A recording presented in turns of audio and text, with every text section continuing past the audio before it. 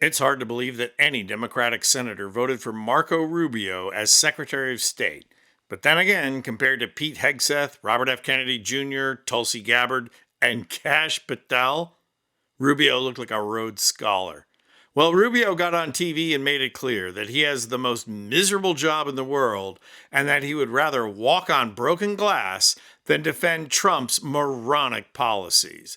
He had about as much enthusiasm for Trump's policies as your average third grader does staying in on math problems instead of going out to recess. And math is exactly what Rubio was talking about.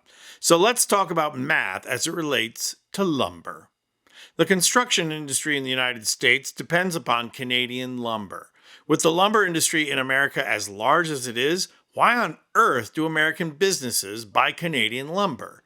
Is the U.S. construction industry anti-American?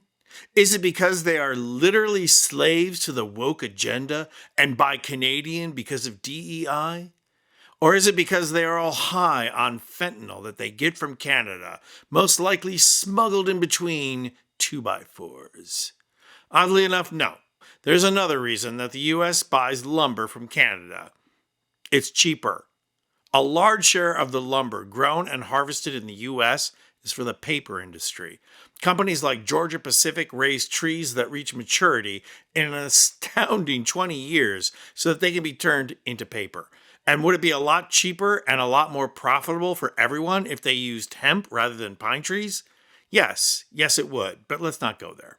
Instead, let's just stay focused on the fact that we buy lumber from Canada to build our houses because it's cheaper. Canada has more wood, grows and harvests wood suited to lumber, has better transportation infrastructure to move chopped down trees, and cheaper labor that is based in no small part by a free public health care system. That public health care system prevents Canadian employers from having to pay for expensive private health insurance, like we do in the United States. The end result is that we buy lumber from Canada to feed our construction industry because it is less expensive. Period. It's just flat out less expensive. Is anybody complaining at paying lower prices? No. Is anyone thinking that Canada is taking advantage of us because we buy their lumber? Now, keep in mind, the amount of money we rake in from selling bourbon and wine to Canada is far less than we spend on lumber. But there is no one in the United States that is complaining about that, except for one village idiot. And he happens to be president of the United States. And interestingly enough, he never mentioned on the campaign trail that if elected, he would try to annex Canada. Even the MAGA faithful would have been, say what? Never brought it up. But as soon as he was elected, he started up with that Canada should be the 51st state nonsense, and he hasn't stopped. Now we find out from Marco Rubio why Trump wants to do that.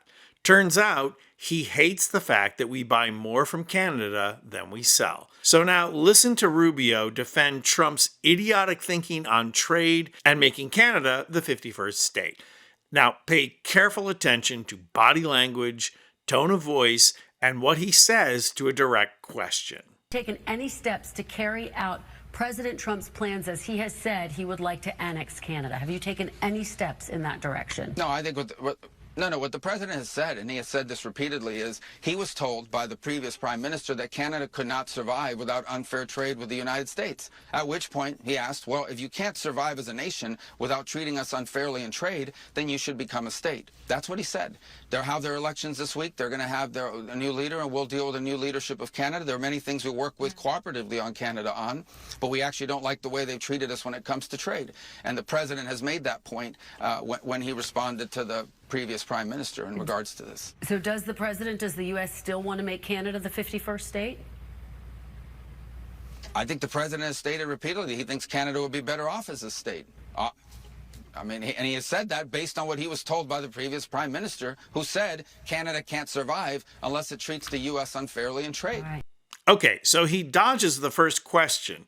Have you, as Secretary of State, taken any steps towards this goal?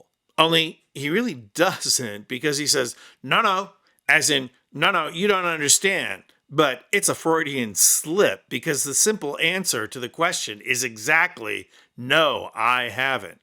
But Rubio is dodging the question. So then Rubio spells out why Trump wants to annex Canada, and it's all built on this: Canada is taking advantage of us. Nobody thinks that but Trump, and you can tell by the death mask Rubio is wearing as he says it.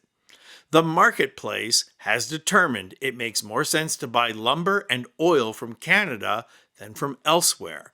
So that invisible hand of the marketplace that Republicans worship at any other time is oddly not referenced here.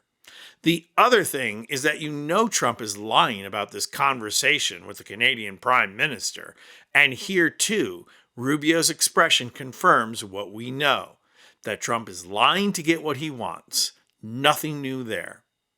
And there's nothing new about Rubio ducking the last question either. Does the president want to still make Canada the 51st state? Rubio just pivots back to Trump, Trump's lies, and Trump's idiotic take on our relationship with Canada, which is just another in Trump's whole victimhood appeal to his base.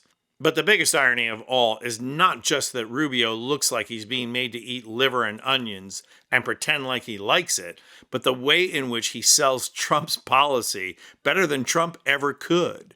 There's no meandering, no self-aggrandizing, no blaming Sleepy Joe Biden, no outrageously wrong and made-up statistics, and only one lie to try and slip by. What a surprise. Little Marco would have been a better president than Donald Trump. Still, there's no Academy Award for Rubio. His body language tells it all.